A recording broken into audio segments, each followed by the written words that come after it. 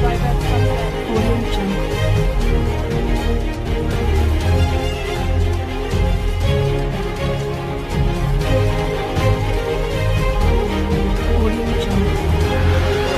Audio Jungle.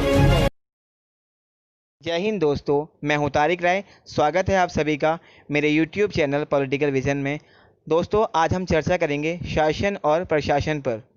दोस्तों, जैसा कि सामने डिस्प्ले पे मेंशन किया हुआ है, शासन और प्रशासन, जिसे हम इंग्लिश में गवर्नेंस एंड एडमिनिस्ट्रेशन बोलते हैं।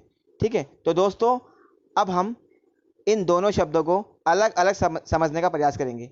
दोस्तों, अक्सर ऐसा देखा गया है कि अनेक छात्र शासन और प्रशासन शब्द का प्रयोग एक दूसरे के स्थान पर कर देते हैं, परंतु ऐसा करना उचित नहीं है, क्योंकि दोनों शब्दों में कहीं ना कहीं कुछ मौलिक अंतर जरूर है। ठीक है, तो आइए हम शासन और प्रशासन शब्द के अंतर को समझने का प्रयास करते हैं। ठीक है, तो सबसे पहले हम बात करते हैं शासन की। शासन से हमारा अभिप्राय सरकार के अंगों द्वारा किए जाने वाले क्रियाकलापों से है, जैसा कि सामने डिस्प्ले में मेंशन किया गया है। ठीक है, जब हम शासन की बात करते हैं तो शासन से हमारा अभिप्राय उन सरकार के उन कार्यों से होता है जो उसके विभिन्न अंगों द्वारा किए जाते हैं। ठीक है, फॉर एग्जाम्पल मैं आपको इसे इजी वे में भी समझाने का प्रयास करूंगा। ठीक है, जैसे जब हम सरकार की बात करते हैं, सरकार एक ऐसी मशीनरी है जिसके द्वारा किसी भी देश के शासन को सुचारू रूप से चलाया जाता है। परंतु दोस्तों, सरकार सभी कार्य अकेले नहीं कर सकती, इसलिए सरकार को 3 अंगों में बांट दिया गया है। या हम ये भी कह सकते हैं कि सरकार के कार्य क्षेत्र के 3 अंग हैं। नंबर 1 विधायिका, नंबर 2 कार्यपालिका और नंबर 3 क्या है? न्यायपालिका, जिसे हम इंग्लिश में बोलते हैं लेजिस्लेचर, एग्जीक्यूटिव और जुडिशरी। ठीक है, तो दोस्तों तीनों ही अंगों को संविधान के द्वारा अलग अलग कार्य सौंपे गए हैं। जैसे सबसे पहले हम बात करते हैं विधायिका, जिसे हम संसद भी बोलते हैं।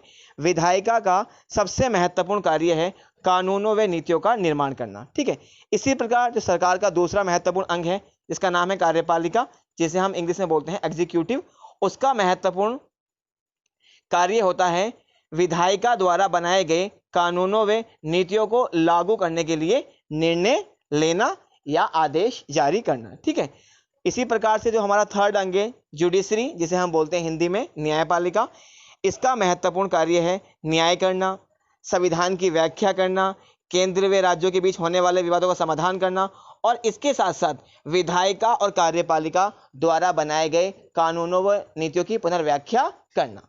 ठीक है, यदि वे कानून व नीति संविधान के अनुसार ठीक है तो उसे पास करना, और यदि वे कानून या नीति संविधान के किसी अनुच्छेद या धारा का उल्लंघन करते हैं तो उसे गैर कानूनी घोषित करना। तो दोस्तों, अभी हमने सरकार के जो 3 अंग हैं उनके जो भी कार्य हैं उसे समझने का प्रयास किया। तो दोस्तों, इस प्रकार शासन सरकार की गतिविधियों से संबंधित है। शासन के द्वारा प्रशासन को दिशा निर्देश दिए जाते हैं। तो दोस्तों, शासन को सही ढंग से समझने के बाद अब हम प्रशासन को समझने का प्रयास करेंगे, जैसा कि सामने मेंशन किया हुआ है। ठीक है दोस्तों, प्रशासन को समझने से पहले हमारे लिए यह जानना बहुत आवश्यक है कि शासन और प्रशासन का आपस में गहरा संबंध है, या हम ये भी कह सकते हैं कि शासन और प्रशासन आपस में अंतर संबंधित हैं।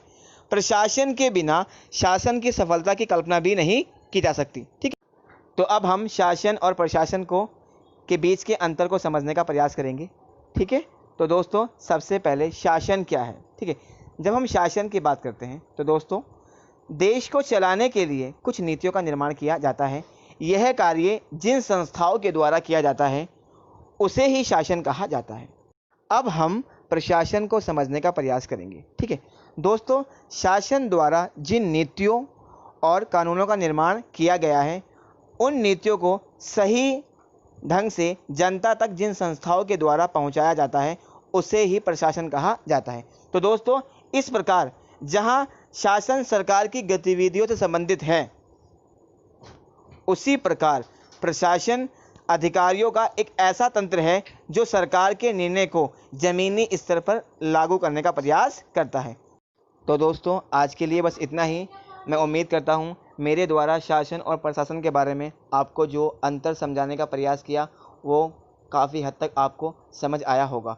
तो दोस्तों, अगर आपको मेरी वीडियो पसंद आई हो और अभी तक आपने मेरे चैनल को सब्सक्राइब नहीं किया हो तो प्लीज़ मेरे चैनल को सब्सक्राइब कीजिए, लाइक कीजिए, शेयर कीजिए और मेरी नेक्स्ट वीडियो के नोटिफिकेशन के लिए वेट कीजिए। Thank you very much.